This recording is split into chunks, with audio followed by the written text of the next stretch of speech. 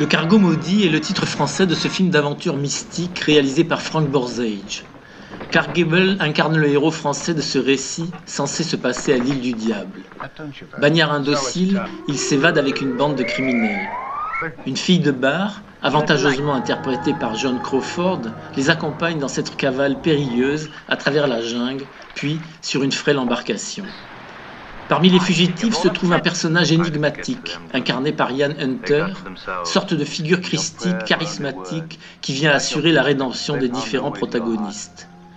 Le récit comporte quelques aspects un peu ridicules et désuets, mais le talent de Clark Gable, insolent et fougueux, compense largement les failles du scénario.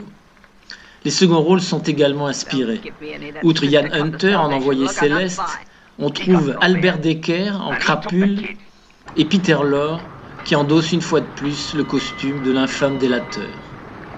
Le film aurait été attaqué pour blasphème, peut-être à cause du moment où Clark Gable lit à Joan Crawford des passages croustillants de la Bible tirés du Cantique des Cantiques. Le film serait certainement critiqué aujourd'hui pour apologie du christianisme.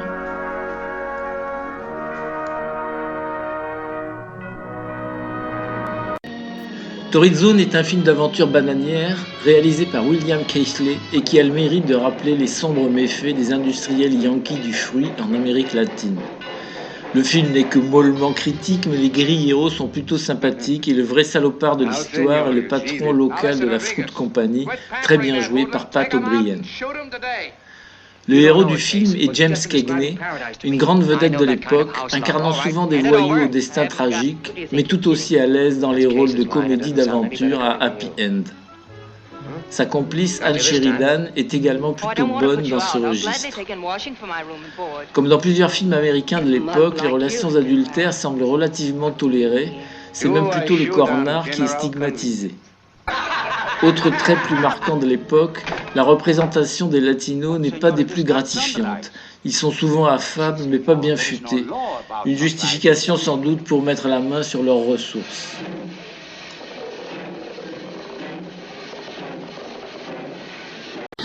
Le Signe de Zorro est un film d'aventure réalisé par Rouben Mamoulian.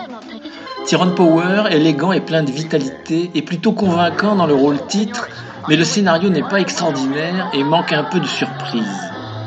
Sa partenaire est Linda Darnell, comme dans l'Odyssée des Mormons sorti la même année. Elle a 17 ans dans ce film et est plutôt jolie avec son charmant strabisme divergent. Basil Rathbone reste un méchant de première classe.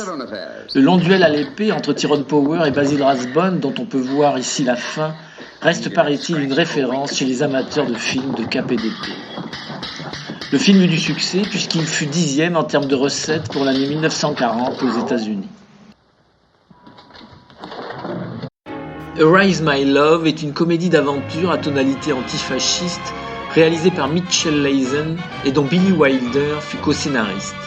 Le film est sorti au début de novembre 1940 et évoque la situation en France jusqu'à l'armistice de juin 40.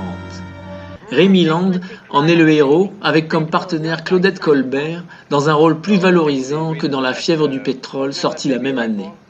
Rémi Land incarne un héros américain typique, un peu à la Clark Gable. Il commence en Espagne comme pilote républicain.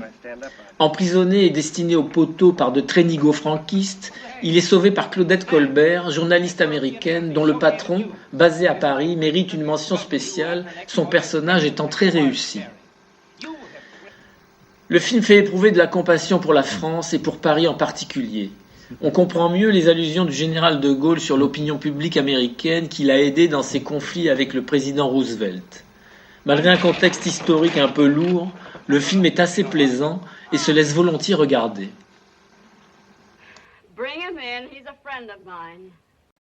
Ce nanar préhistorique de Hal Roach est devenu assez célèbre chez les amateurs du genre. Son titre original, 1 million BC, 1 million d'années avant Jésus-Christ, a été traduit en français par Toumac, fils de la jungle, avec dans le rôle titre Victor Mature, qui semble parfois se demander ce qu'il fait là.